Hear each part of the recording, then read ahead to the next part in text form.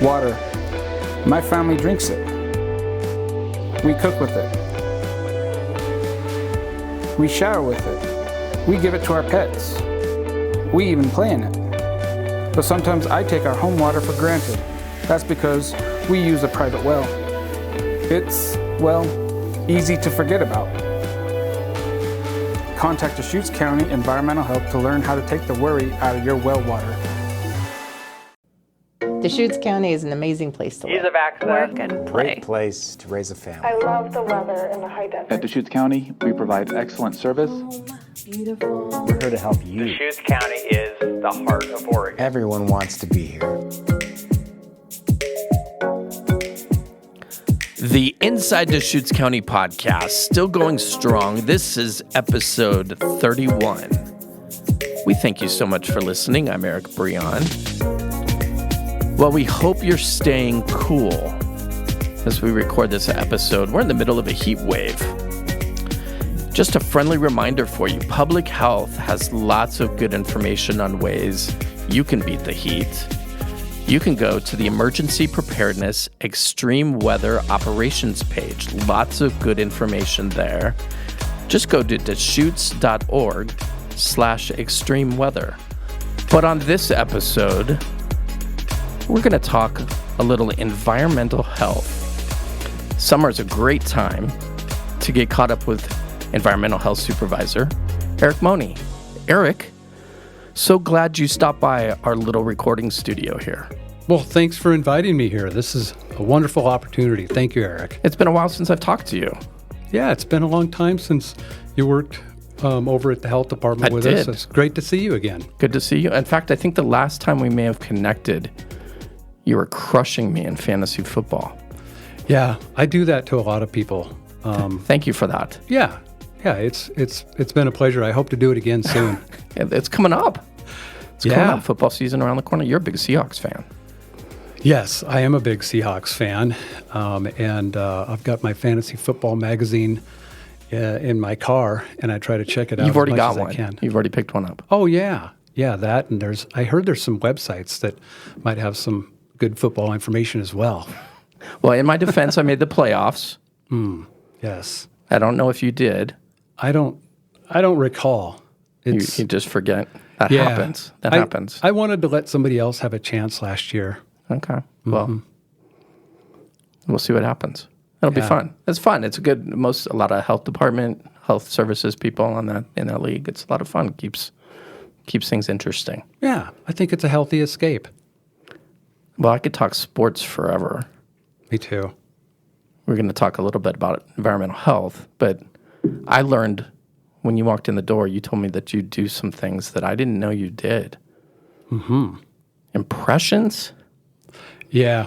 When did this, before I ask you to do one, when did this all start? How did this come into be? Well, I think it was because I was the youngest in my family, and so I got picked on a lot by my siblings, and because they were all bigger than me, the only real thing that I could do to get back at them was to make fun of them and their voices. And so, from 5, 6, 7 years old, I started. That's a good reason. Just trying to defend myself by using words because I couldn't use anything else. I was just getting beat up all the time. Well, that's not good. No. All right. Who's your go-to when it comes to impressions? Well, there was a time when I sold shirts for a band, and before the lead singer would go on, he made me do an impression of Scooby-Doo. So I thought I would just throw that out real quick. Okay. Pretty good. One more? Yeah, you got one? Might have cut out, sorry. No, that's pretty good. You do these in meetings? Well, kind of break the ice? Yeah, it's been done before in meetings, but it's kind of distracting. When you're like interviewing people for positions, you just kind of throw that in, break the ice? Yeah, that usually makes them kind of nervous, though. They say to themselves, who am I applying to work with here? Yeah, fun guy. Fun guy. You've been doing this a while. Yeah. Did I hear you say 28 years you've been with the county? Yeah, 29 in November. What? And I mean, it's a great place to work. I love what I do. And, before I moved here in 95, I was with a health department north of Spokane for 5 years. And before that, I was flipping burgers and paying for college. And so, yeah, it to be on this side of the spatula has been pretty cool. That's kind of full circle moment a little bit. Yeah. Or at least 180. Yeah, I did a lot of things in my food service career that I'm not proud of. And I share that with a lot of people, in my day-to-day operations, whether it's people I am training to inspect food service operations or the people in the food service You were operations. one of the guys. You were one of the guys. Don't do what I did. Don't do what Eric does. Yeah. Yeah. 28 years. Congratulations on that. That's really cool. Thank you very much. That's really cool. I'm sure you have a few stories to tell. We'll try to dig into those in a little bit. But how has EH, environmental health, changed over the years, evolved over the years? You were on the other side of the spatula, as you say. Then you kind of come to this world, and now talk a little bit about what environmental health does and how it's evolved. Well, great question. It's a big question. It is a big question. Well, first you have to learn the job. You have to learn, are you a public servant, or are you just somebody that is trying to tell a business what to do? We're selling public health when we do inspections and when we are consulting with people who call with something that they're worried about or something that they want to invest in, or if people say where's a good place to eat out in this town. We have to know the rules, and we have to know why the rules are the rules. And so the first part of our career as environmental health specialists is understanding how to identify risk and what the risk is and why is this rule a rule. And there's a lot of different facets of what we do, whether it's a restaurant, a tavern, a bar, a food truck, a swimming pool, a hot tub, child care. We also deal with animal bites. So you have to know a lot of different rules and why all of them are set forth. And really what the best way to talk to people about how to reduce risk and improve their lives and not get a disease, from something or from someone or from something. So I just think helping people work through that is what environmental health is all about. Is summertime your busy? I mean, you do work year-round, but is summertime your busy time? I mean, it seems to me you mentioned swimming pools and hot tubs and, food truck. I mean, people visiting here, hotels. Yeah. I mean, there's so much that goes into. I know that you guys do a lot of work. It's a big scope. Yeah. But I imagine the summer's pretty busy for you guys. Summer is really, really busy. There's a lot of visitors to Deschutes County. I don't know if you knew that or not. I've heard There's heard a few million people that visit Central Oregon. And so the festivals, post-COVID, the events, the markets, the festivals, the car shows, the parades, it's been wild. And last year, I think we had 55 temporary restaurant inspections that we did just in that 1 week.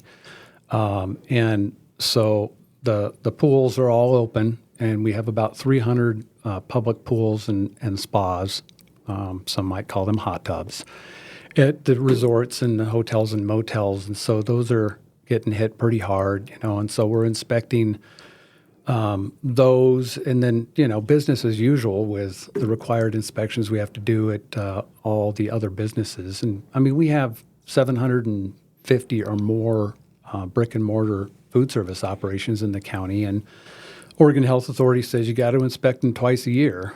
And then we have almost 300 mobile food units.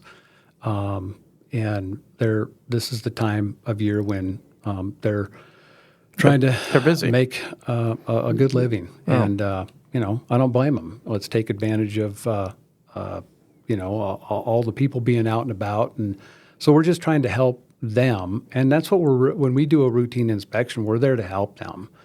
We're there, and the first thing I ask is, do you have any questions for me? Have there been any things that you've encountered that you don't understand or need help with, or a new menu item that you've been thinking about doing? You want to introduce this new thing that you saw on the Food Network, whatever, to the public, and let's talk about that. And that's really what we're there to do. As like I talked about earlier, I'm like a public servant. We're there to help people run their business as efficiently and as well as they can, and as safely as they can, so that we can try to eliminate diseases, human suffering, morbidity, mortality. Right. That's one of the main things we're trying to do, is keep everybody safe and healthy. Well, I'm sure inspections and scores are part of it, but I would imagine the education piece is huge. Just kind of there to, hey, we're here to help you, be a resource, be a guide, kind of point you in the right direction of things. I've been out with your team. Mm-hmm. They're not out there with a ruler, spanking hands about, you're doing it wrong, you're doing it wrong. I mean, is that the emphasis? I mean, is to kind of coach them to do it the right way, or is it? I mean, obviously you have to score, but what's the balance there? Yeah, that's sort of the magic of the inspection, is helping people understand that we are a teammate, and you can come to us. Don't be afraid of the health inspector rolling through. If we see an opportunity to teach on something, then we are educators first. And if there's a situation where we have to, at the end of the day, we're following regulations and rules and statutes. And if you see something like a 60-degree refrigerator when it's supposed to be 41 degrees or less, and the food has been in there for 8 to 10 hours in the danger zone where it could make someone sick, then we don't just say, oh, you should, make that food colder, please. We have to take care of the hazard immediately, because ultimately, if we see something in the field that we think could cause an illness or an injury, if it's a problem, or some sort of pathogen that could have grown because of time temperature abuse, for example, or if a swimming pool has no chlorine in it or has 200 parts per million chlorine in it, then we have to, correct that problem immediately and educate on it, and talk to people about why that's a problem and what the consequences could be. That's a lot. And people can see these scores in the inspections, right? I mean, that's all for the public to see and digest, no pun intended. Yes, that is correct. All the food service facilities in Oregon are required to be scored. And so that's caterers, bars, taverns, restaurants, mobile food units, at the pools and hot tubs and hotels and motels and campgrounds and RV parks that we inspect. They don't require a score, but all food, pool, and lodging facilities are on our website. So if you just do a search on Deschutes County Environmental Health inspection scores, you can review all of those. They're all there. You can read them. They are all there. Now, one thing I have to share is that we did a 6-month study from January until the end of June. It was called a risk factor study at all the food service establishments. And we wanted to identify what the most common risk factors were. And then after we get that risk factor study done, we decided this is a great way to identify the major things that are going to lead to potential foodborne disease, potential outbreak, and let's educate on those, more than, where the mop's being hung or the hole in the storeroom. And this is some stuff we've been doing for many, many years anyway, but we just wanted to have this targeted risk factor study, and those weren't scored.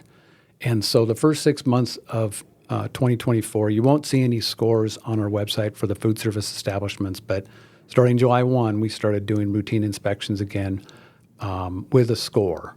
And from that risk factor study, We also are trying to internally look at any gaps we might have where it's like, hey, we haven't been doing the best job in the world of really focusing on these risk factors or these things.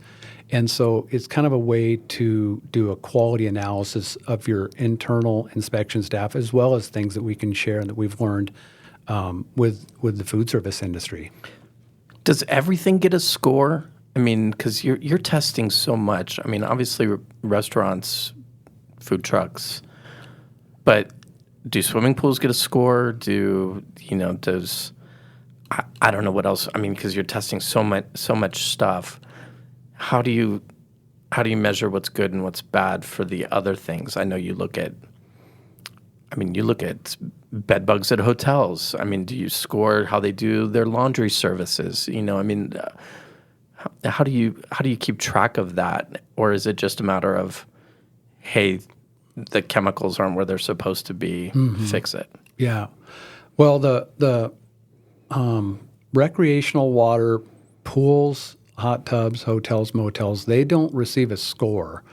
But if there is a hazard identified, for example, if you've got a swimming pool enclosure and the gate is broken and a toddler could wander in there and drown, then that is an immediate closure if we identify that kind of a problem in the field. And so that would require a closure.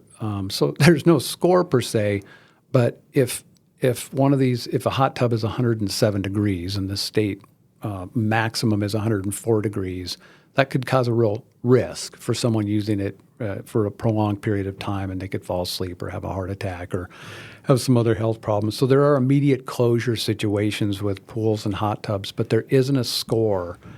But any violation or educational opportunity that we document on an inspection, those are all available. Those are all public record. What challenges, Eric, does your team face when they do these inspections? I imagine there's business owners trying to make a living and maybe don't have all the information that they should. What are they facing that makes their job really tough?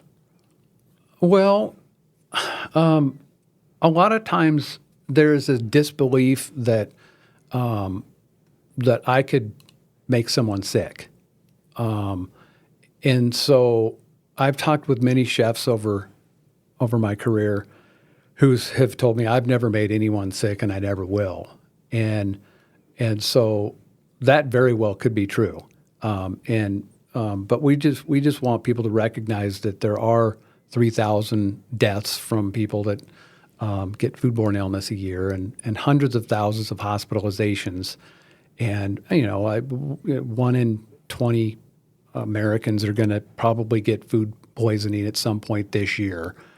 So it's a very real thing, and we just want to try to talk to folks about how it could happen to you. You could do something somebody could be on your staff that's doing something. So we're only there twice a year, and I'm just using restaurant inspections as an example. But there's all sorts of different inspections that we do where we encounter situations where, hey, the rules are over here, but this practice we're seeing, this new technology that we're seeing is over here, and we don't quite know how to answer someone's question. And so, those are kind of some of the challenges, and the rules themselves. Like, we're working with an older food code, a 2009 FDA food code, and the Oregon Health Authority says what we have to follow, and so if there's something that we're seeing in the field that's a new trend or something that's not addressed by those rules, and that's kind of one of the challenges. But that's the tool we have in the toolbox, and we do our best to try to figure out how to help folks sort through whatever problem they have. And you're right. You're showing up at a busy restaurant, and they're not exactly happy to see you, but we still try to do our job at the best we can. And, it's all about disease prevention and trying to keep people safe and trying to help businesses. And we like to tell them, hey, if you're following the rules and talking with us and trying to figure out how to make things as safe as possible, then it's going to be the best for your business. What work do you guys do that most people might not know about it? Because I think that, restaurant inspections and, testing swimming pools, that might come to the surface, if you will, in terms of, that's what EH does. Yeah. There's probably some things that people don't know that you do. Mm-hmm. What are those things? Maybe, I don't know, do you do anything with air? Do you do anything with drinking water? Kind of what are some that people might not know? Well, there are 185 public water systems that we regulate.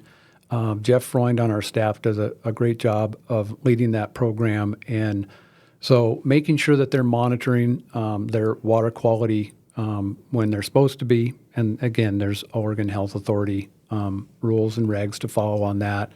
And if there's a boil water notice, are they sending that out to their users properly? If there's no water, are they prepared for that? Do they have a good emergency plan? But what people may not know is that we provide a lot of education for individual well owners, private well owners. So if you just have a well that's serving your home, we did 171 samples of water for coliform bacteria and nitrate levels to help folks figure out, do you have, is this sample that we took within good parameters and safe drinking water? So that's been a really cool thing that we worked with the emergency preparedness team, and they found some funding for us, and that was just a really wonderful thing that we could do, and people were really appreciative. It was free, and that was a really neat thing. The other thing I wanted to share with you is people may not know that we deal with hundreds and hundreds of animal bites every year.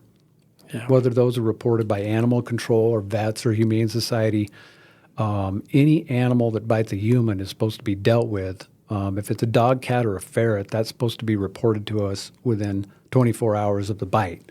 And then we make sure the animal's confined or quarantined for 10 days, where it can be monitored for signs of rabies, which is extremely rare because we have great public health laws in this country surrounding animal bites. The things we really worry about with animal bites are the bat exposures. I was going to ask about that. Because we have 3 to 5 to 8, depends on the year. Over the last 28 years, it might be 3 rabid bats, it might be 8 rabid bats. But we do have a certain amount of bats that test positive, and they're usually sick bats that are very unhealthy anyway, and are flopping around during the daytime. And but there are some really wild bat situations that happen from time to time where a human gets bitten by a bat.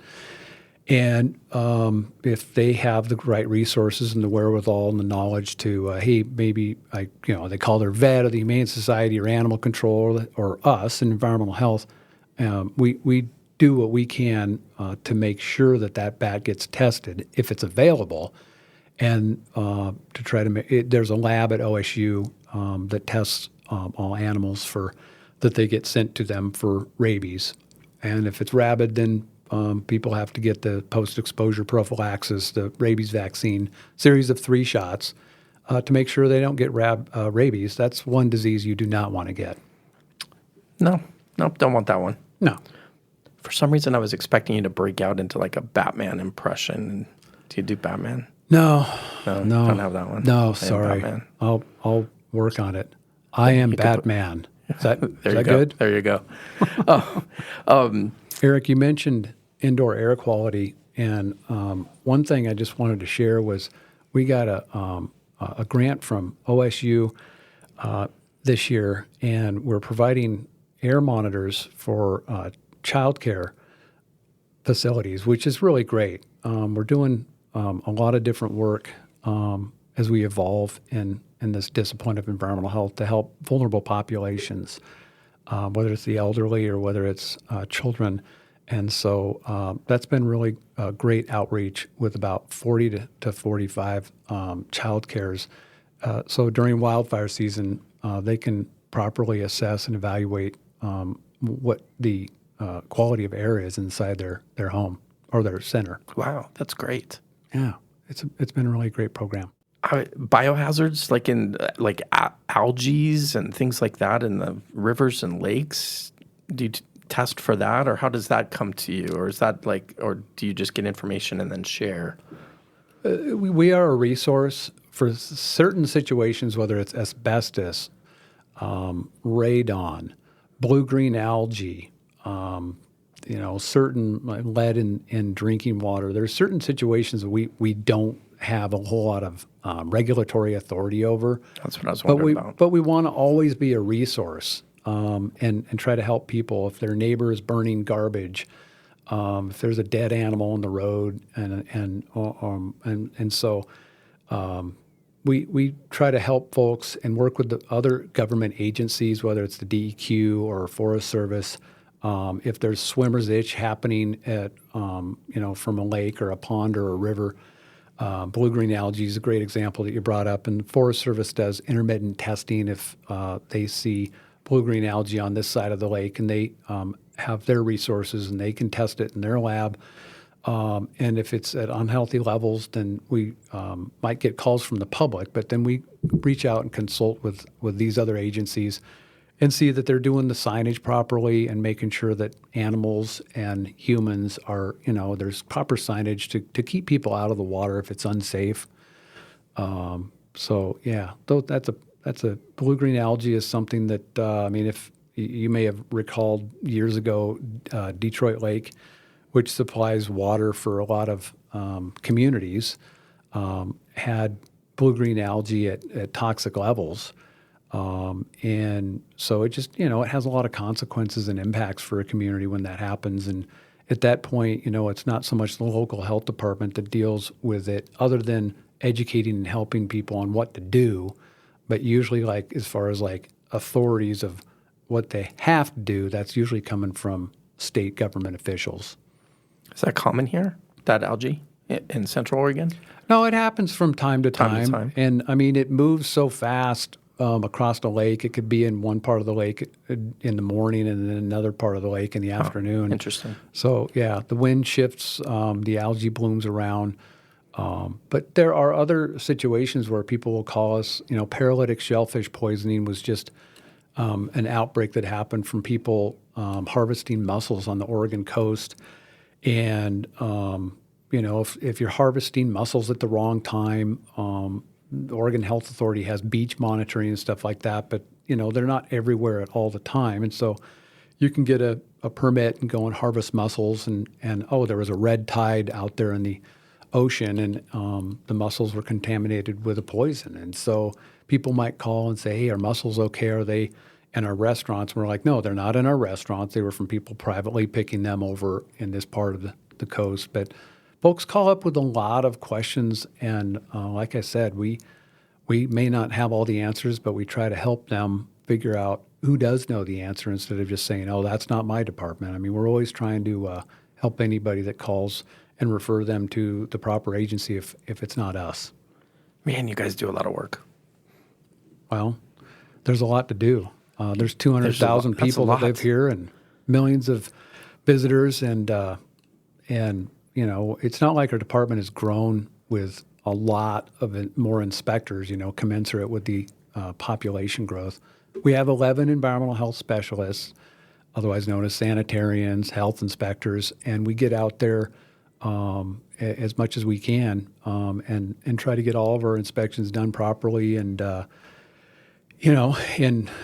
Oregon Health Authority rolls through every 3 years and does an audit on our program, and holds us accountable, which is a good thing. I think everybody needs to have their work checked. And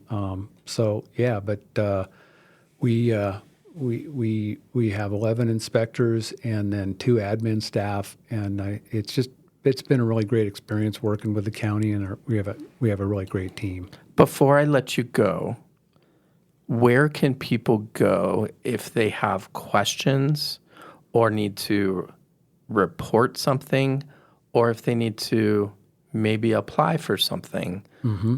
Is that just all website driven? Do they call you? What's the best way to report, do those kind of things? Yeah. The Deschutes County's environmental health website has, if you want to report a public health concern, whether it's, you think you might have gotten foodborne illness, or you think that the motel you stayed at has bed bugs, or the pool was really dirty and stunk like horrible chlorine that, at the motel you stayed at, you can report those on our website.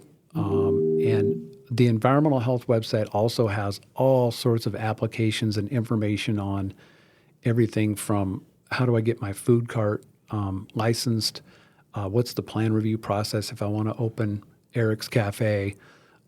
If you are looking... We could go in on that, by the way. Hey, that's right. Yeah. Except I think you It'd be spell your Eric's. name wrong. But I wasn't going to go there, but I blame my mother. Because she wanted to do it the Norwegian way. But anytime I go get any kind of coffee, it should have been a C. yeah, If that's just the first choice for everybody. I'm a K. yeah, You're a C. yeah. Well, at least it's not ERICH. But anyway, we also have anytime 8 to 5, Monday through Friday, 541-317-3114, and we'll try to help with any questions that the public might have related to businesses they want to open that we regulate, or public health concerns that they have. You don't have to just put it on our website. You can call and talk with someone who will get you forwarded over to one of us, and we'll try to help you out. Well, good stuff, Eric. Thank you for sharing. Busy time of year. Thanks for taking the time. A lot of outreach, a lot of education, a lot of prevention. Man, you guys are doing great work. Thanks for stopping by. I will look forward to seeing you next at the Fantasy Football Draft. All right. See you in the winner's circle. Thanks to our guest, Environmental Health Supervisor Eric Mone, for joining us. If you want to find out more information, you can go to the EH page on the county website. It can be found by going to Health Services and clicking under Public Health at Deschutes.org. Lots of good information there, including the restaurant inspections, the scores, all things EH. If you have a question about this podcast or ideas for future podcasts, you can email us at info@Deschutes.org. And remember, you can listen to us wherever you listen to your podcasts, or you can find us at Deschutes.org/podcast. But until next time, be safe out there.